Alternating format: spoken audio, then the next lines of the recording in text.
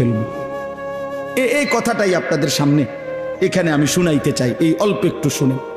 আল্লাহ তাআলা এখানে এই কথাটাই তুলে ধরছেন কোরআনের বহু সূরায়, যে বান্দা এই সৃষ্টি জগৎ একদিন থাকবে না, কিয়ামত হবে একদিন, ইসরাফিল ফু দিবে।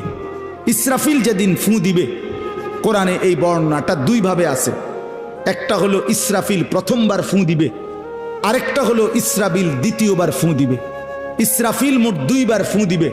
প্রথমবার ফু দিলে জমিনের মধ্যে ভূমিকম্প শুরু হবে।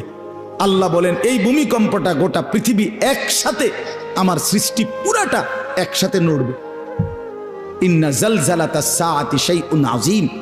আল্লাহ বলেন বান্দা, দুনিয়ায় বহু ভূমিকম্প তুমি দেখছো, তবে মনে রেখো কিয়ামতের ভূমিকম্প, ইসরাফিল ফু দিলে প্রথম যে ভূমিকম্প হবে, কিয়ামত সংঘটিত হওয়ার জন্য, গোটা সৃষ্টিটা ভেঙ্গে চুরে যাওয়ার জন্য।